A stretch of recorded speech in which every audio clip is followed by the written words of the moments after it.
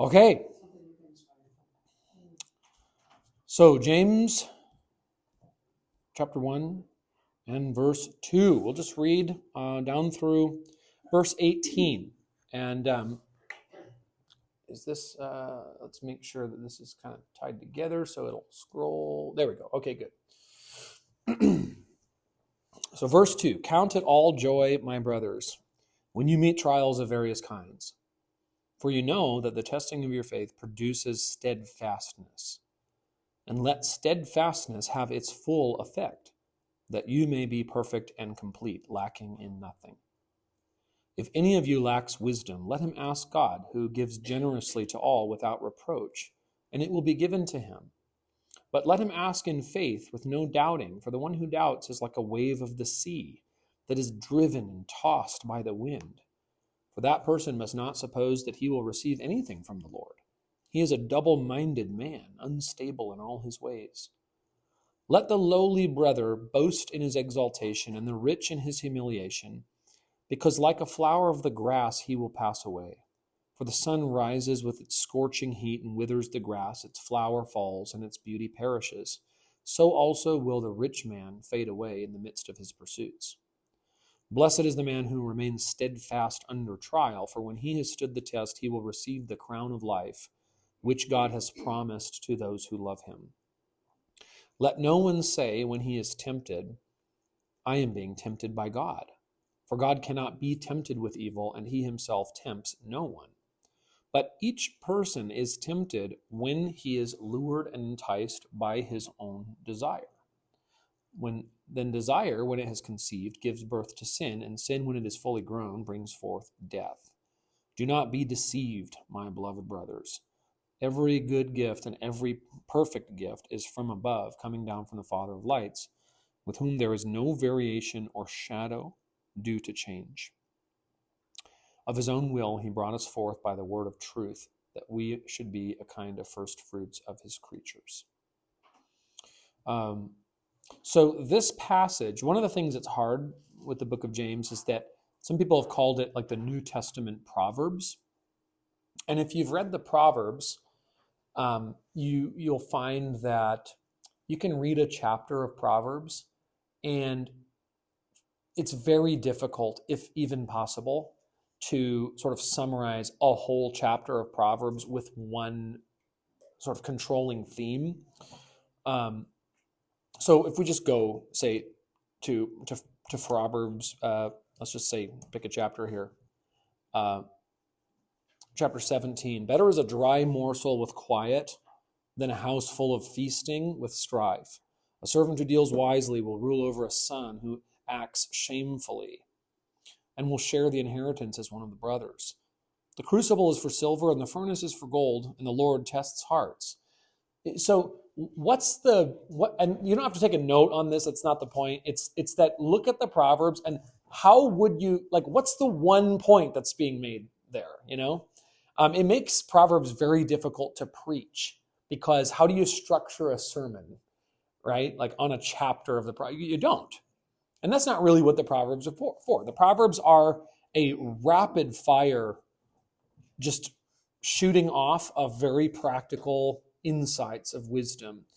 And James isn't quite that to that extent, but it's like that. It can be difficult in James to find some structure. That being said, I think we can get some in James. And here's how we'll structure this first section here. I think the overriding theme of this first section of James, and it's one of his main themes through the book, is this idea of endurance of trials. So, and the reason I say that is because what you have here is twice in this section, you have an exhortation to respond to suffering in a certain way. So it happens here in verse 2, count it all joy, my brothers, when you meet trials of various kinds. By the way, this is a regular thing in the New Testament. When it says my brothers, it's the word adelphos. It's the city of Philadelphia. Phil is phileo is the Greek word for sort of familial love, phileo, and then adelphos is sibling, brother. And so Philadelphia is why it's called. The nickname is the city of brotherly love. So adelphos, it's the word for brother. When it's used in the New Testament, it often really is a inclusive term of both men and women, like brothers and sisters. So most of the time you'll see, like here in ESV, you'll see there's a little number 2 right there. And if you go to that, they'll say, or brothers and sisters. And then there's a whole note on this. In New Testament usage, depending on the context, the plural Greek word adelphoi, translated brothers, may refer either to brothers or to brothers and sisters. I only point that out to say, when you see that, don't think, if you are a woman, then it doesn't apply to you. It totally does. Count it all joy, my brothers, when you meet trials of various kinds. So you see that in verse 2. You see a very similar idea down in verse 12. Blessed is the man who remains steadfast under trial. It's a restatement of that same idea. Yes? So you have a repetition. And what that gives you is the sense that you're dealing with 2 related paragraphs. So both of these start a paragraph, a section. And these are related to one another. And what I think happens is that this second paragraph basically just further explains the first one. So we'll see things given to us in the first paragraph here that will get picked up again, but given some more information on in the second paragraph. So just a little bit of a structural idea. So there are 3 things that we are told in this first paragraph that all fall under this count it all joy when you meet trials of various kinds. Now, before we get to that, one of the things that, once again, he's got Jesus's words on his mind. If we go to Matthew chapter 5 and verse 12, this is Beatitudes. Blessed are you when others revile you, persecute you, utter all kinds of evil against you falsely on my account. Rejoice. Count it all joy, my brothers, and be glad, for your reward is great in heaven, for so they persecuted the prophets who are before you. Right? Rejoice and be glad, for your reward is great in heaven. Now, remember, James doesn't directly quote Jesus, but what he's saying here is very Jesus-y, because he says, count it all joy when you meet trials of various kinds. And then down here, he says, blessed is the man who remains steadfast under trial, for when he has stood the test, he will receive the crown of life. Great is his reward in heaven, right? That was Matthew 5, 11 and 12. And again, we're just going to be, every single passage in James we'll go back to one of the Gospels and say, hey, look what Jesus said. And it's often going to be the case. It's not the exact same thing, because again, he doesn't directly quote Jesus, but he just sounds like him. Now, another piece of this too, the reason this lesson is really so radical to us, I think, is that I mentioned this last week. One of the predominant values of our culture today is it's a negative value.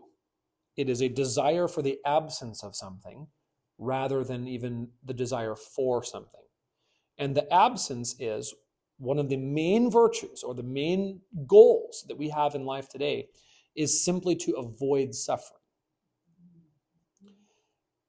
And that desire for the absence of something will often totally overpower a desire for something. That's why I call it a negative desire. We have a desire for the absence of something that will override any desire we have for the presence of something good. And this is, of course, the reason why people will stay in a unhealthy, dysfunctional, miserable place simply because they are afraid that pursuing something better will introduce a new kind of discomfort. And that is the thing that they can't stand, right? So we live in a culture that highly, highly prizes a negative value, the absence of suffering. James will not let us do that easily, because he will say suffering is not something to be avoided, but to be rejoiced in. Count it all joy, my brothers, when you meet trials of various kinds. Blessed is the one who remains steadfast under trial, for great is his reward in heaven. Now, he says three things in this first paragraph. First is that trials have purpose. Trials have purpose. Why is it that you should count trials as joy? Well, that's this little word here in verse 3, for. That is, because. Because. Why? Because you know that the testing of your faith produces something. Produces steadfastness. Okay, steadfastness. The testing of your faith produces steadfastness. That is endurance, resilience. Again, I think this is countercultural in a very profound way. Many of us, we might say, that sounds really nice. Sounds good to be resilient. We don't want to be resilient. You know, the only way to be resilient is to suffer. There's no such thing as resilience if you're not suffering. Do you see that, right? You never say about children that like, hey, children are resilient unless they fall. And then you'll hear someone say, it's okay, they're resilient, right? The word has no meaning at all outside of the context of sorrow, of suffering, of something that, right? So steadfastness is produced in no other way than suffering, than trials. So this is one of those great common things that have often been said. Don't, and this is tongue-in-cheek, of course, do this, but don't pray for patience. Because if you pray for patience, what is God going to do? Is he just going to magically infuse patience into your soul? Yes. No, he's not. He's going to give you an opportunity in which you have to be patient. We have lots of those. Yes. So, so it's like, don't pray for steadfastness, because what God will do is he'll give you pain. But do you think that when we're actually praying for patience, we know that that's where it comes from, the steadfastness is by being able to weather the trials? So it's kind of like a subconscious way of asking for strength to be able to know the storm. I would say we should know that, but I think we often don't know that. And I guess I could just ask that question of anybody, like anybody encountering this, like, is that the case? Do you think that when you pray for faith, do you think that God is going to answer that prayer by magically, sort of supernaturally infusing that character quality into you? Or do you think that he's going to do that by giving you the kind of situation in which faith is required, and then he will walk with you and call you to have faith in that very situation? My word for the year, the Lord told me, was faith. And I knew it's going to be a challenge. It's going to be hard. Mm-hmm. Not even 3 months in yet. Yeah.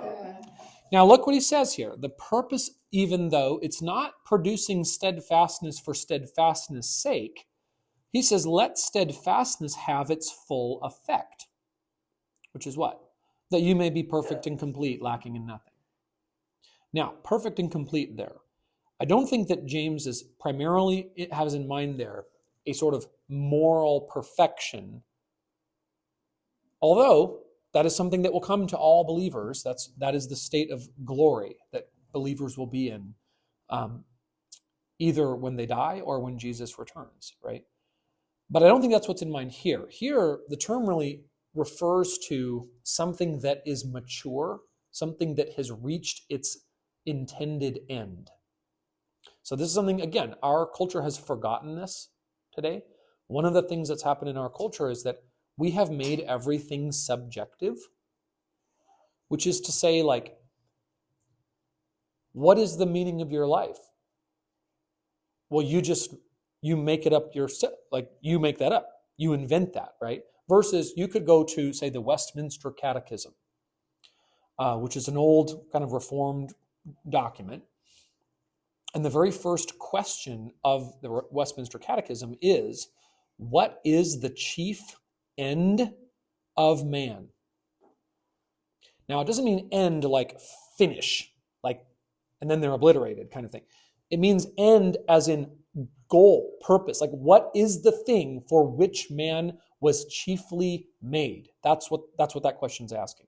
The answer that it gives, the Westminster Catechism, the chief end of man is to glorify God and enjoy him forever. That is the purpose of man. So here, perfect and complete, I think is referring to maturity toward the end that God has created you for, namely to glorify him, enjoy him forever. Now, again, that's kind of importing that idea back from the Westminster Catechism, but I think it's appropriate here. It's the idea that how is it that you could ask a question like this. Do you glorify God as much as you possibly could glorify God right now? Probably not. Do you enjoy God as you most possibly could enjoy God right now? And I would say no. Right? So none of us loves and delights in God as much as we possibly could, which is to say that we have some more growing to do, more maturity, right? And what is it that gets in the way of us enjoying God the most that we possibly ever could? Well, it'd be things like doubt, fear, worldliness, our affections being directed into things that don't ultimately matter, and all kinds of things would divert our affections away from God. And so James is saying, okay, your trials, they produce endurance, which itself is the thing that trains you over time to become mature, to become the kind of humans that God has created humans to be. Okay, so that's a thing that you take that perspective and you import it back into your trials, and now you have a cause for why you should count it joy when you meet trials. Tracking so far? Now he moves from there on to a different thing that seems at first unrelated, but I think it's related. If any of you lacks wisdom, let him ask God. Now, what would that have to do with count it all joy when you meet trials of various kinds?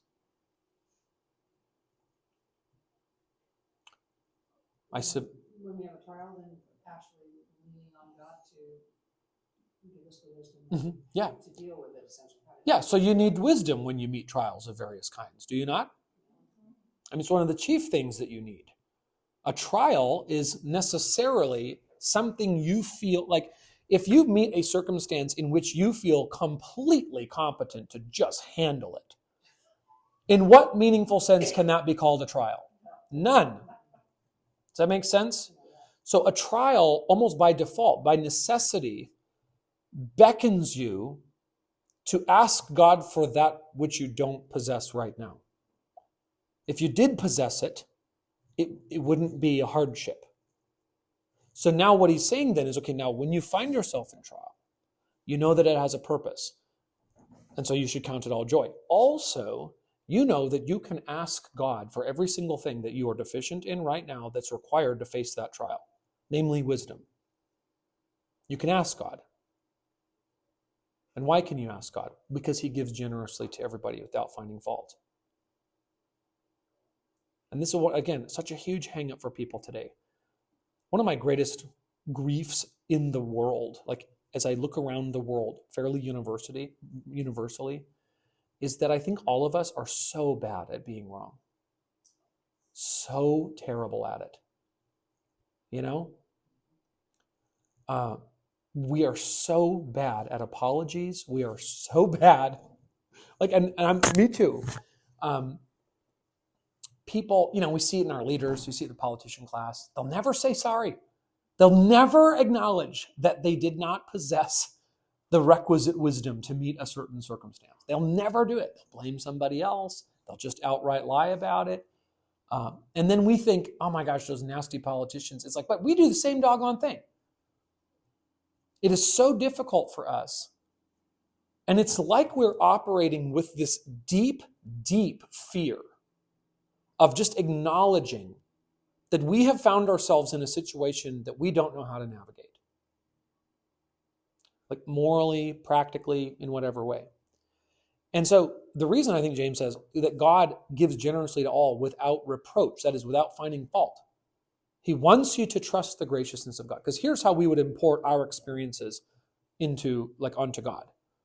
We'd project onto God. And we'd say, I'm not going to ask God for wisdom, because if I admit to God that I don't know what the heck I'm doing here, He's going to say something to me like I'm afraid that someone else would say to me, which is why I never tell them, right? Why is it that I don't acknowledge to somebody that I'm wrong? Well, I think they're going to weaponize that against me, I think that if I acknowledge to somebody, hey, I was just wrong about that, then what they're going to do is they're going to pile on me. They're going to say, yeah, how much of an idiot can you be? And they're going to weaponize that. They're going to weaponize that wrong into all eternity against me, right?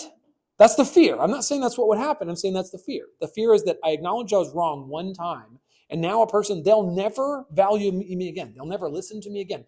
Every time I ever have a conflict with this person again into the future, they're going to say, no, you were wrong about that, and you're probably still wrong now, and you're going to be wrong forever, and I'm always right. And we're afraid of that. We're afraid. And so we won't say, like, that was just wrong. And I didn't know what to do there, and I did the wrong thing. Okay, so, and we now project that onto God, and we're going through a trial, and the reality is the trial by default is a situation that we don't know how to handle it. And we know we are unlikely to do it right. And now we have to take that to God. And we have to take it to Him, trusting that He is the gracious one who will give generously what we need to know what to do. And He will give that without the barbs. And God will not say to you when you say, God, I don't understand the situation and I don't know what to do and I'm afraid I'm getting it wrong. He will not say to you like, all right, dummy, why don't I just tell you how to do it then? That's not what He is like. So ask for wisdom. But then James says, let him ask in faith with no doubting. Now again, he is quoting here Jesus, essentially. If we go to Matthew chapter 7 and verse 7, this is still the Sermon on the Mount.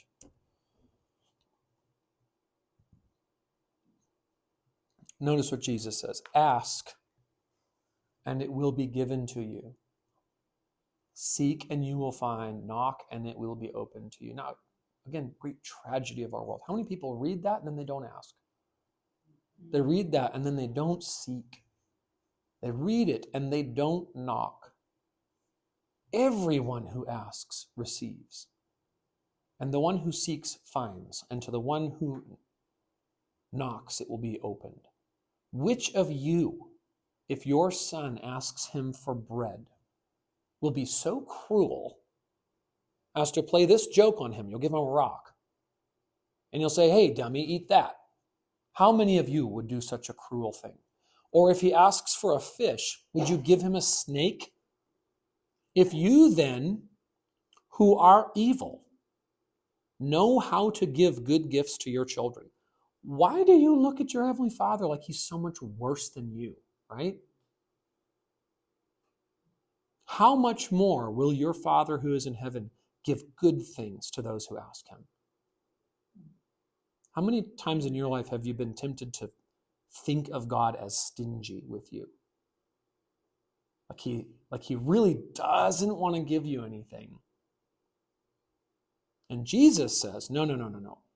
However much you wicked humans like to give good gifts to your children, which most of us do like to give good gifts to our children, much more is God. And much more will He give good things to those who ask Him. And so here back in James, if any of you lacks wisdom, let him ask. And let him ask in faith, with no doubting. For the one who doubts is like a wave of the sea that is driven and tossed by the wind. That person must not suppose that he will receive anything from the Lord. there he's quoting other places. If we go to Mark chapter 11, in verse 24,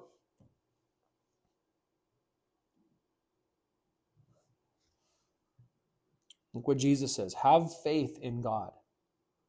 Truly I say to you, whoever says to this mountain, be taken up and thrown into the sea, and does not doubt in his heart, but believes that what he says will come to pass, it will be done for him. Therefore I tell you, whatever you ask in prayer, believe that you have received it and it will be yours. And whenever you stand praying, forgive if you have anything against anyone, so that your Father also, who is in heaven, may forgive you your trespasses. What an astounding statement from Jesus, don't you think? Whatever you ask in prayer, it will be yours. Now, James will go on later in his book to say, he'll acknowledge the times in life where you ask and you don't receive. And he'll say, well, what's going on there? And he'll say, because you're worldly. Because you ask for stupid things. Yeah, I mean, we can just go there real quick. Where is it? Oh, further down.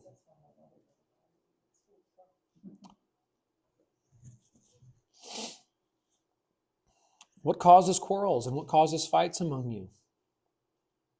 What causes quarrels? That's a great question. What causes quarrels?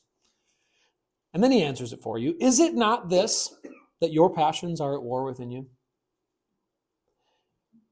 And now he speaks, and we'll get to this when we go to chapter 4. It's like, is he being hyperbolic? Is he being, what's going on here? But you desire and you do not have, so you murder. I think there he's channeling Jesus.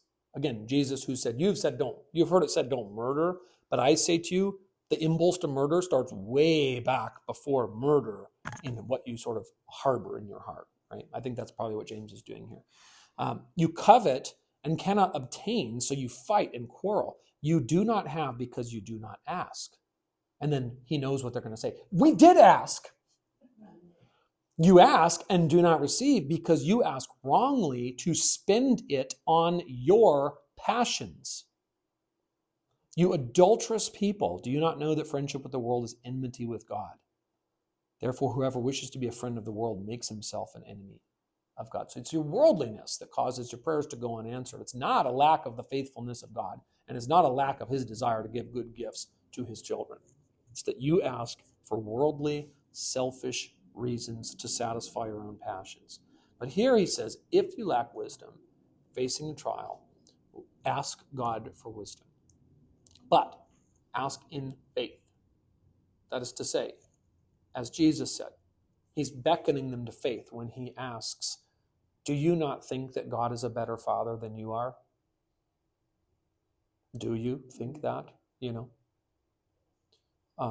you think that God is more generous than you are? Do you think that he loves you more than anybody else on this planet loves you? Do you think he loves you more than you love anyone? It's like, do I think that God loves my children more than I love my children? This is what's meant by don't doubt. Don't doubt. Not like don't doubt, maybe I've asked for the wrong thing. I might doubt that. I don't think that's what James is talking about. I think he's talking about don't doubt God. You can't simultaneously offer a prayer of faith to God and also be suspicious of his character. I think that's what he's saying. That kind of person is double-minded. Okay, so facing a trial has a purpose. God will give you what you need to face it, namely wisdom. And now verse 9, let the lowly brother boast in his exaltation and the rich in his humiliation. Now, here's what I think James is doing here. He's saying, again, a very Jesus-y thing, that whatever trial you face today, it is certainly a temporary state. Why? Because the gospel hope is that the world that we live in right now is going to be turned upside down. Like the present state of things is not to endure. And we should live today in light of that future hope. So, for example, if you can recall the parable that Jesus told of the rich man and Lazarus, that right here is what James is talking about. The lowly brother. Who is that? That's Lazarus.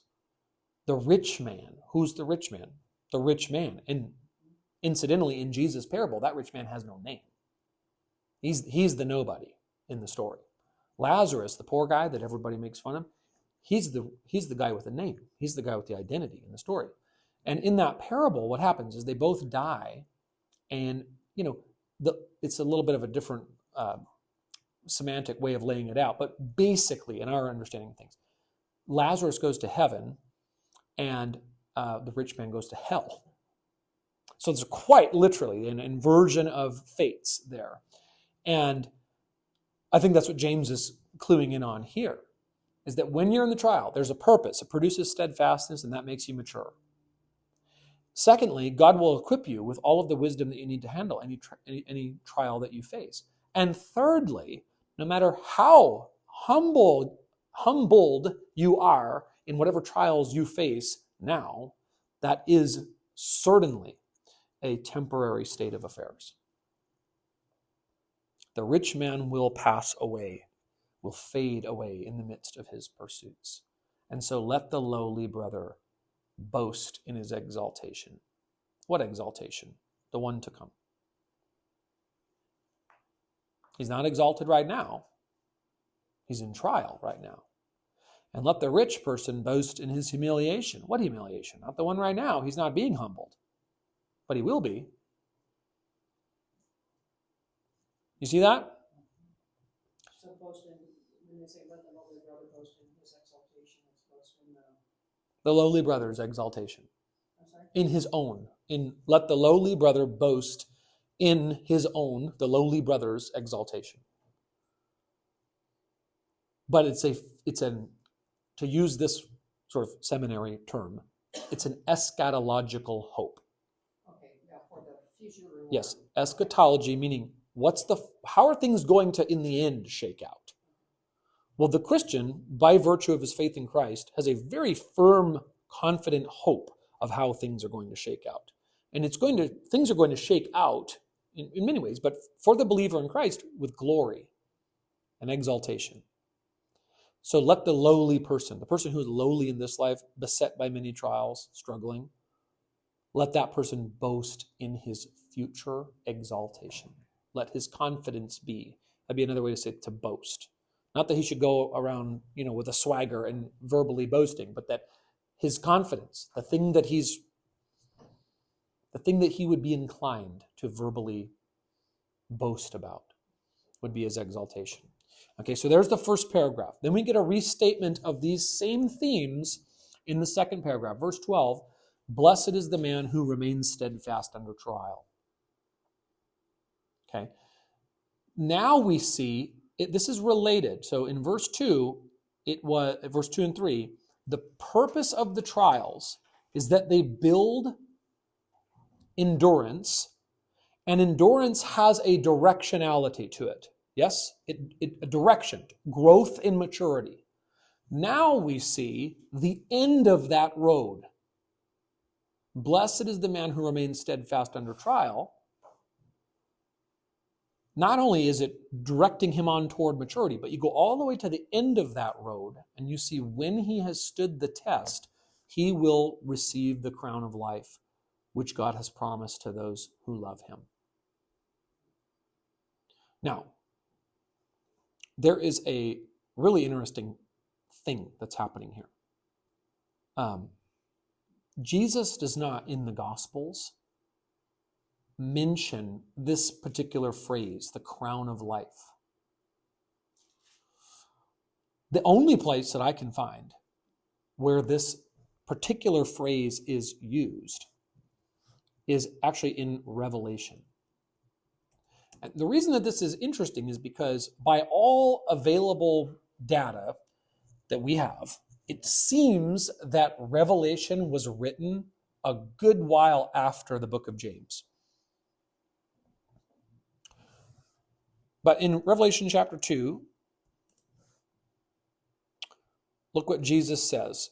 This is the words, the message to the church in Smyrna. And this is Jesus, right? He says, I know your tribulation and your poverty, but you are rich. Okay, notice again, this is just James. And the slander of those who say they are Jews and are not, but are a synagogue of Satan. Do not fear what you are about to suffer. There's the trials. Behold, the devil is about to throw some of you into prison, that you may be tested, and for 10 days you will have tribulation. Be faithful unto death, and I will give you the crown of life. He who has an ear, let him hear what the Spirit says to the churches. So, and that's the only place, crown of life. So I suspect, I don't know what that exactly means. It could mean that the vision that John had on the Isle of Patmos, it's unlikely that he had that vision before James wrote James, because that was near the end of John's life, and James would have already written what he wrote. It's possible that this is something that Jesus said, but was never written down like in any of the actual Gospels that we have today. Like that it is something that he taught. Like, so, for example, in John, at the end of John, the very, very tail end of the book of John, John says this, there were also many other things that Jesus did. So one of the very first questions that I have when I get to heaven is, what are all those other things? Were every one of them to be written, I suppose that the world itself could not contain the books. Yeah. So there's a lot that Jesus said and did that we don't have. So it's possible that James is really, he's quoting something that he heard Jesus say. I don't know. It's just an interesting thing. Now, the crown of life, though, that is just eternal life. That is the crown. Like the crown of life. So I had a conversation with a couple of people, I think last week, about how nasty prepositions are, because they're funny how they're used, just in every language. So this little word of is, all it says is there's some relation of the word crown to the word life. And what is that relationship? And I think it's really that the content of the crown, that like what the crown is life, eternal life. That's the crown. It'd be like if I were to say that I have a rod of steel. Well, it's a rod that is steel. Like steel is the stuff of the rod. Something like that. Anyways, the crown of life. So here, blessed is the man who remains steadfast under trial, because now we see there's another purpose statement here, but the purpose is not the here in life you're building endurance that's pushing you on toward maturity. Here, the because is pushed forward to the very end. And the end result of your trial and your steadfastness under trial is that you will receive the crown of life, which God has promised to those who love him. Yes? Then we get a second statement that again has to do with what a person says when he is in trial. So before, he exhorted people of what to say, namely to ask something, to ask for wisdom. Here, he warns against a thing that you might say when you are in trial. And the thing you might say is, I am being tempted by God. Now, there's a word play here, because the word for trial is the Greek word peirasmos. And it's the same root as the word that's used for the verb for tempted, which is the word peirazo. So it's the same root word. One of them is just a noun, a test or a trial. And then the other is a verb, to test or to tempt is another way to translate that word. So what's interesting is that on the one hand, God does give trials Perasmos. He gives the noun, the trials. When he gives the trials, what is he up to? And James says, well, you may not conclude that what he's up to is he is trying to tempt you. But it's the same word. So here's how I might lay this out. And it's just like an interesting, like I said, an interesting wordplay. I might say this, that when God gives a trial, is he testing you? And I would say, yes, I think so. But, and I've described this before, like in sermons and things like that, you can view testing as positive or negative. So a positive, a benevolent testing would be to strengthen something. You test it to strengthen it. You test it to show its genuineness. In fact, that's what he says up here. The testing of your faith. It's a different word. It's not the perasmos. The testing of your faith. There it's a word that means like to ascertain whether something is genuine. So if we go to 1 Peter chapter 1,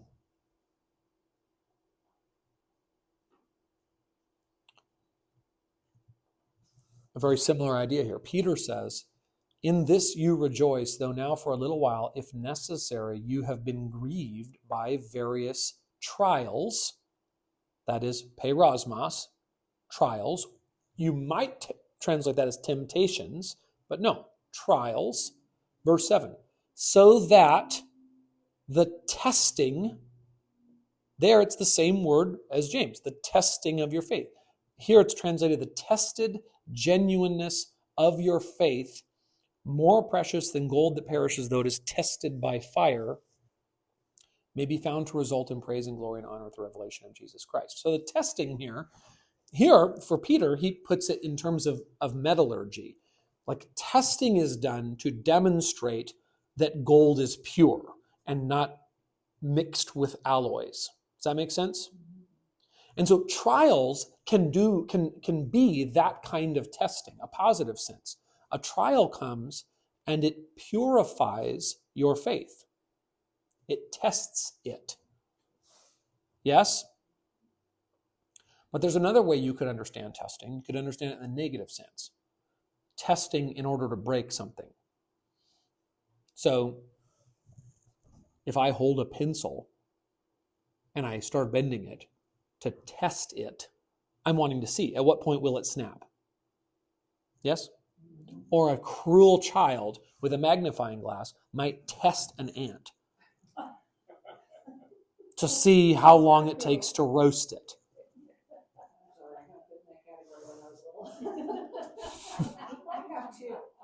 It's all right. We all grow in different paces, you know. The point. God this morning, why are these little bugs? What do we need them for? Oh, great question. That's my second question I'll ask God. You know, what about mosquitoes? Get behind roaches and slugs. Yeah, no. So the point being that when a person is under trial, when they're facing a trial, what they should say is, Lord, I need wisdom. What they should not say is, God is seeing at what temperature I will roast. Okay? Now, why might a person say that? Well, James calls it out. He just goes straight to the heart of it. He says, the reason that you do that, the reason that you cast doubt on God's character is because it gives you cover for your own wicked response to trials. Okay, because what happens is we face some sort of adversity and it shows us our immaturity because we respond poorly. Right? Like we are going through something and we lash out at somebody else for no discernible reason at all. That type of thing. Rather than us say, that was just wrong. And nothing that I am going through justifies that. We actually say, no, like I can't be held accountable for what I did over there. and we put the responsibility outside of us. We say this circumstance, the difficulty of this circumstance drove me to do that wickedness. And one of the ways that we might give ourselves justification to make that kind of statement is, God did this to me, and he tempted me. Do you see what I'm saying? Like, God gave me this circumstance, and that circumstance tempted me, and that caused me to,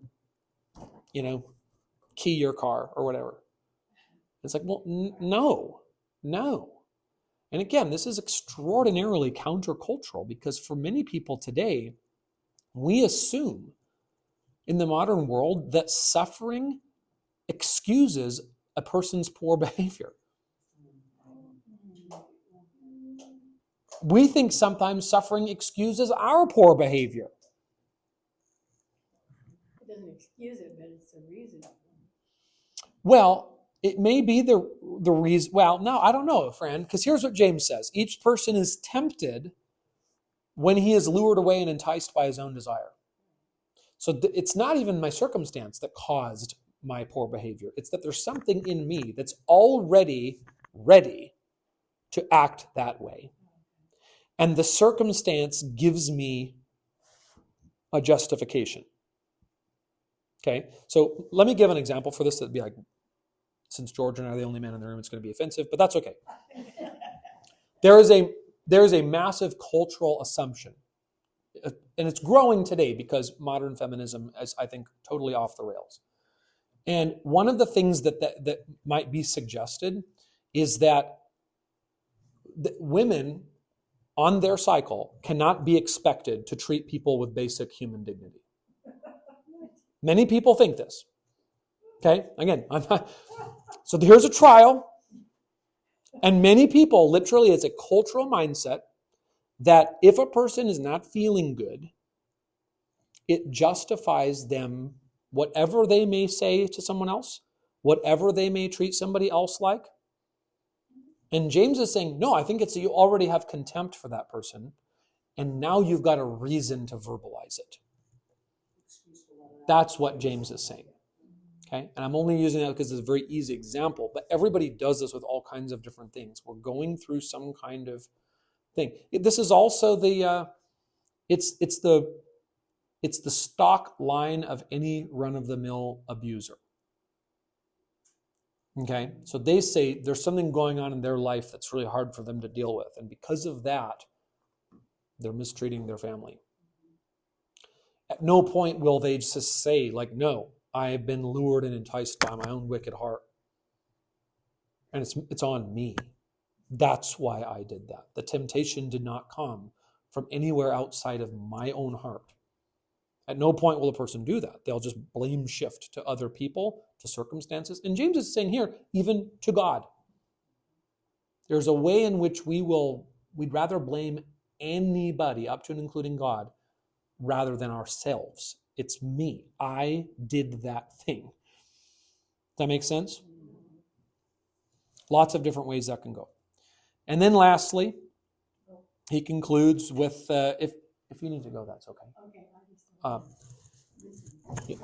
Do not be deceived, my beloved brothers. Every good and perfect gift is from above, coming down from the Father of lights. So the gifts, not only wisdom, but every good and perfect gift comes from God. Every single one. Every gift that is truly good comes from the good giver, with whom there is no variation or shadow due to change. A lot of debate on the exact way to translate that. Doesn't really matter. The point there is that God does not change. Meaning, his goodness to you and his delight in giving you every good gift that you need, that is not a fickle goodness. It doesn't change on a whim.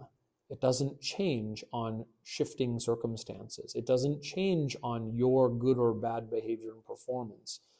It changes on nothing, because God is unchanging. And he concludes here with, again, an eschatological statement of his own will, he brought us forth by the word of truth, that we should be a kind of first fruits of his creatures. So the language of first fruits there is that he has just started something in us that he's going to bring to fruition in a exponentially greater way later. And so that ties, it further explains back here when he said, the trial that you're under is a temporary state of affairs. Here he's saying it's a temporary state of affairs because you're just tasting the first fruits today of the rich, glorious gifts of God that he will give his creatures. And that's how you do trials, right there. It's all neatly wrapped up, right? You can see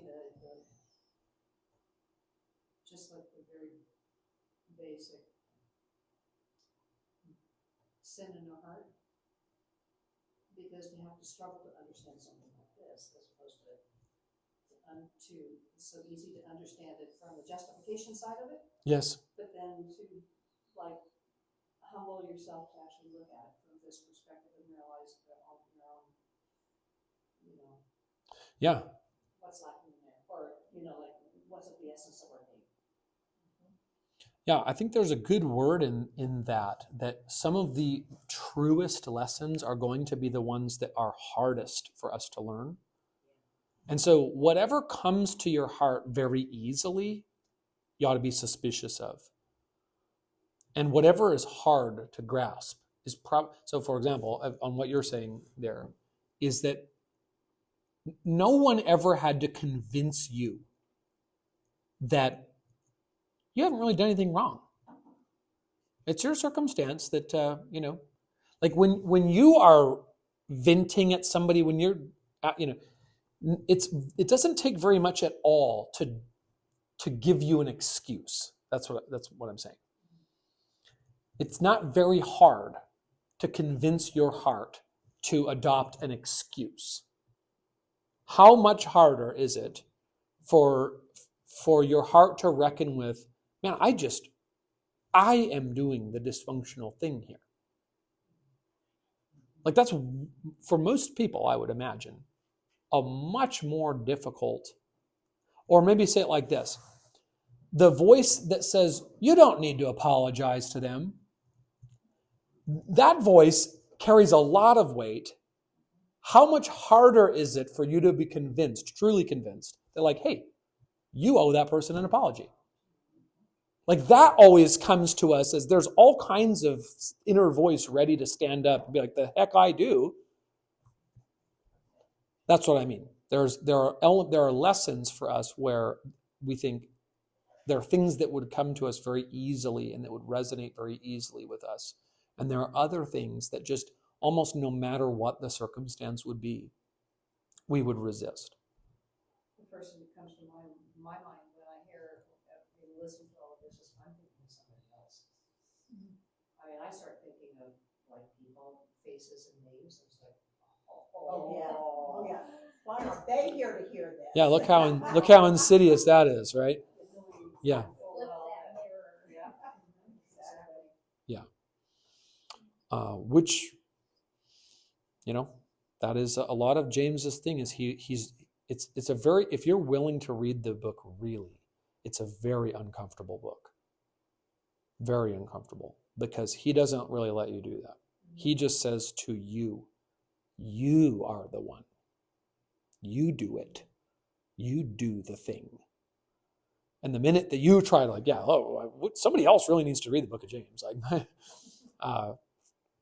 James will say, no, I think you need to read the book of James. And, so do they. Like that's true. Like everybody needs the wisdom of this word, of this letter, the word of God. But to that point, we can very easily wriggle our way out from under it by only thinking of all the people that we know who, really stink at suffering. And they just really need to, all that kind of stuff. So, okay. There's James chapter 1, just about wrapped up. There's a couple of more verses there from 19 on, but we'll cover those next time.